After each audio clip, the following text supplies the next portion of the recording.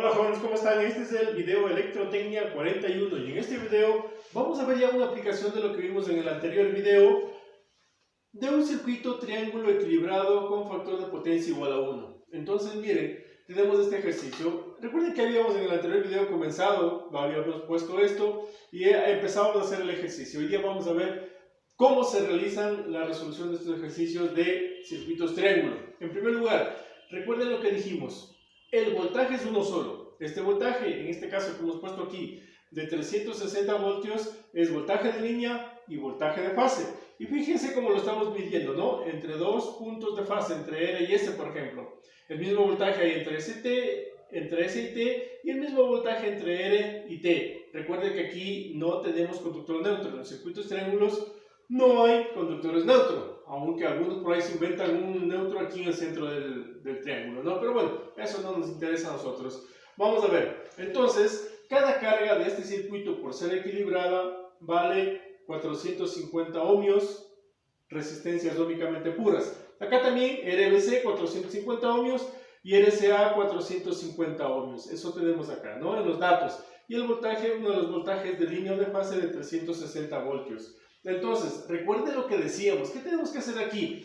Primero, encontrar las corrientes de fase. Son las que están circulando dentro de este triángulo. Y con estas corrientes de fase encontramos las tres corrientes de línea. En este caso, IA, IC e IB. Son las corrientes que ingresan a los puntos, a los vértices del triángulo. Ya vamos a ver cómo lo hacemos eso.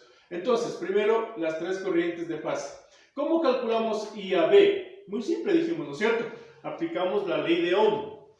Simplemente el voltaje para la resistencia, 360 ángulo 0 para 450 ángulo 0. Recuerde que 450 ángulo 0 significa resistencias puramente óhmicas. Entonces, eso nos va a dar 0,8 amperios con ángulo 0, la una corriente. La siguiente será 360 ángulo menos 120, porque recuerde que son 3 voltajes que tenemos en el sistema trifásico desfasado 120 grados. Insisto en esto, en el video anterior les decía que en los trabajos que me mandan no están tomando en cuenta esto, le ponen a los 3 ángulos 0, y no es así. Entonces este es 360 ángulo menos 120 dividido para 450 ángulo 0. Este ángulo sí es 0, porque son las mismas cargas puramente óhmicas, pero los voltajes no, tienen un desfasamiento de 120 grados. Entonces, nos da 0,8 amperios menos 120 grados. Es decir, es un vector que vale 0,8 amperios y está de la horizontal desfasado menos 120 grados. Y la tercera corriente de fase es igual a 360 ángulo 120, que es el voltaje tercero, para la misma carga 450 ángulo 0 me da 0,8 amperios ángulo 120 grados. Estas son las tres corrientes de fase. Con estas tres corrientes de fase calculamos las corrientes de línea. ¿Cómo? Dijimos que cuando el circuito es puramente resistivo, bueno, mejor dicho, equilibrado, cuando el circuito es equilibrado, nosotros podemos calcular las corrientes de línea simplemente multiplicando la corriente de fase por raíz de 3. Así, ¿no es cierto? Así de sencillo. Pero, mejor, ya vamos viendo cómo se calcula la corriente de línea o las corrientes de línea cuando el circuito no es equilibrado, que suele ser el caso más común, ¿no? Entonces vamos a ver, dijimos que aplicábamos la primera ley de Kirchhoff, la ley de las corrientes. ¿Cómo se aplica esa ley de las corrientes? Por favor, pongan mucha atención. Entonces, si queremos encontrar IA, ¿qué hacemos para encontrar IA? En el punto A, ¿no es cierto? Que es un nodo, un punto eléctrico, confluyen tres corrientes. Miren, la IA, sale la IAB y entra la ICA. Fíjese aquí en este gráfico, repito, en el punto A entra la IA, entra la ICA, pero sale la IAB. Y para plantear la ecuación de IA es muy sencillo, mira aquí, hemos puesto IA es igual a IAB menos ICA. Es decir, esta corriente en verde es igual a IAB menos esta corriente en azul, que es corriente de fase, ¿no es cierto? Es decir, dos entran en azul al punto y una verde. Entonces nosotros hacemos esta relación, que es muy sencilla, miren. Entramos al punto A.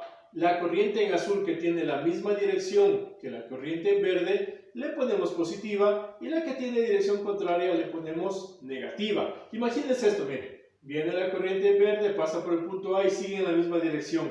Entonces a este en azul le pongo positiva. pero mire, la corriente verde entra al punto A y tiene dirección contraria a esta corriente ICA. Por lo tanto, a esa le pongo negativa. Y planteo la ecuación de esta manera, y ahí estoy aplicando la primera ley, la ley de las corrientes. Entonces nos quedaría, repito, IAB menos ICA, que eso significa 0,8 ángulo 0 menos 0,8 ángulo 120.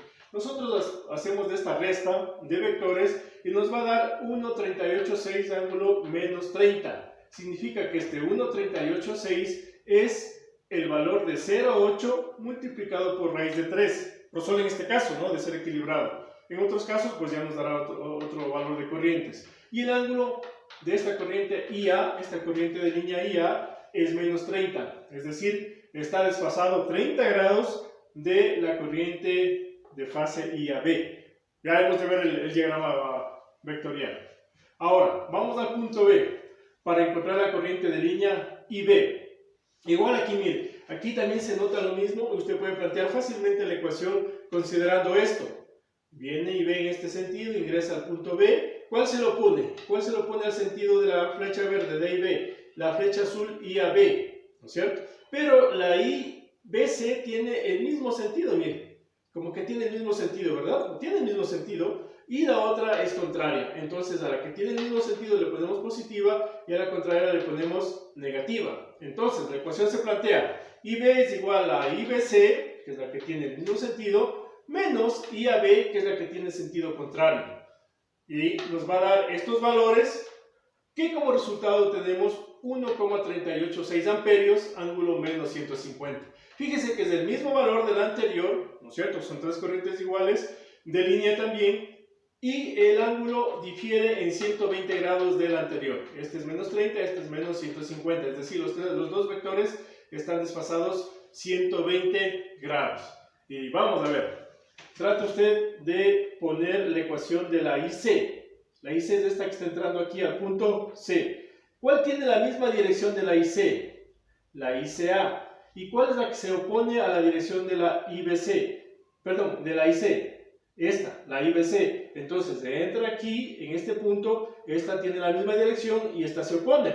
A esta le pongo positiva y a esta le pongo negativa. En definitiva, le pongo negativa a la que tiene la dirección contraria. ¿Y cómo nos queda la ecuación de IC? La corriente de línea IC. Nos queda ICA como positiva, la que tiene la misma dirección, menos la que tiene dirección contraria, que es la IBC. Esto nos da este valor, 1,386 ángulo 90. También desfasado 120 grados del anterior. Es decir, las tres corrientes de línea, igual que las tres corrientes de fase, están desfasadas de entre sí 120 grados, pero una corriente de línea de una corriente de fase apenas está desfasada 30 grados. ¿Ok, jóvenes? Miren, de esta manera ustedes tienen que plantear las ecuaciones para aplicar la primera ley, la ley de las corrientes, y encontrar las corrientes de línea. ¿Ok? En este caso, pues es muy sencillo, no ha habido mayor problema porque son tres corrientes iguales, ¿no? Cuando ya no sea el circuito equilibrado, vamos a tener distintos valores